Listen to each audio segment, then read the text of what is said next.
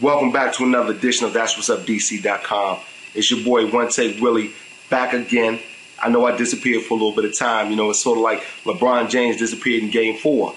But I actually have returned. We'll see if King James can do the same thing for Game 5. Speaking of which, this is called 10 Things I Know. 10 things I know about the world of sports and other 10 things that I pretty much know about everything else, right?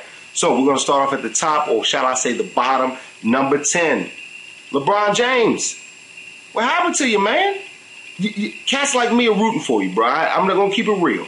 You made it so easy for the critics. You made it so easy for the haters. You made it so easy for everybody who said that you didn't have the courage, you didn't have the heart to do it in Cleveland. You went to Miami to try to get an easy championship, and you couldn't even finish the game there. You were a disappointment. One of the worst fourth quarter playoff performance I've ever seen. I forgot you were on the court. It was actually, I feel bad for Dwayne Wade because he was really going against the rest of the Dallas Mavericks while you looked like you were sitting up there with Mark Cuban chilling. Number 9, speaking of the NBA Finals. Since when we get all these German national Dirk Nowitzki bandwagon riders popping up all over the place? I mean, you would think that he was from the middle of Kansas, the way the middle America been riding Dirk Nowitzki's joint. I know they talking about he one of the 10 greatest players of all time. He the next coming alert. You ain't Larry Bird, man. You ain't the hit from French Lick.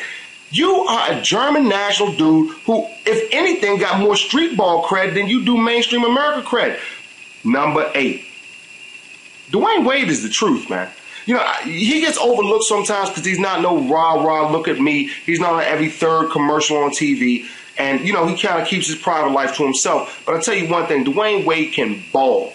He is showing his behind in the NBA Finals. I don't know if there's anybody in the NBA who can guard this dude when his game is on.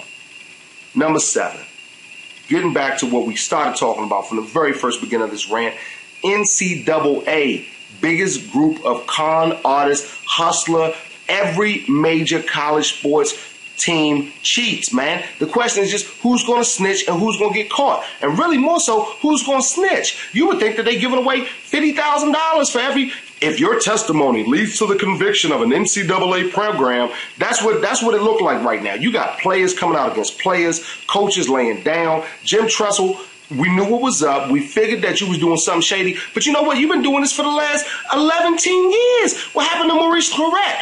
Maurice Clarett was under your wing, under your tutelage. You won a national championship. Next thing you know, Maurice Clarett doing 3 to 5 in the state pen.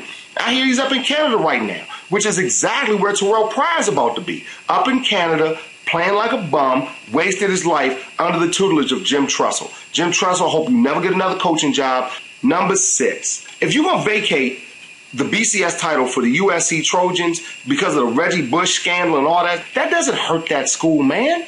That school made money. That school got recruits. That school got continual players over the last 7 seasons. Last I checked, Reggie Bush about to be in his 6th or 7th year in the league. Man, this has been happening for a long time.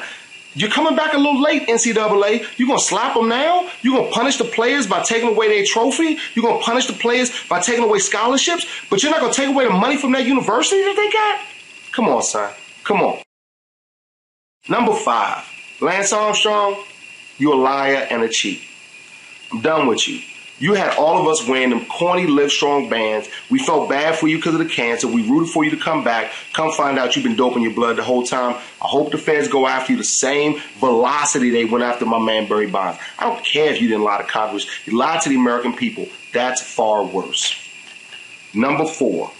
Is it me or has the NBA draft become the Major League Baseball draft, where you can kind of pick 1 or 2 cats at the top of the board who might actually be able to play in 2 seasons, but everybody else, crap shot in the dark, people going to sit on the end of the bench, going to go down to the NBDL, you'll never hear of them again.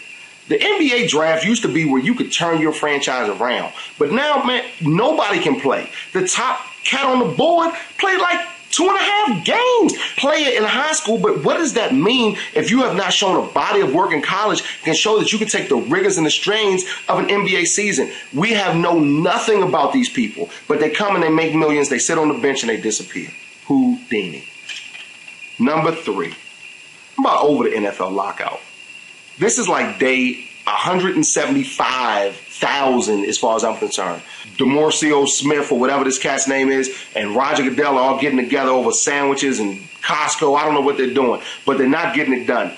The NFL is not going to get serious until it's crunch time, because guess what's going to happen? I'm going to tell you right now, when they start playing football again, we all going to watch preseason Game 1 Super Bowl ratings. Heard it here first. Number 2, Kim Kardashian. If you, as a ball player, give Kim Kardashian a ring or your heart, you are a fool. You are a dummy. You're probably the biggest dummy in America.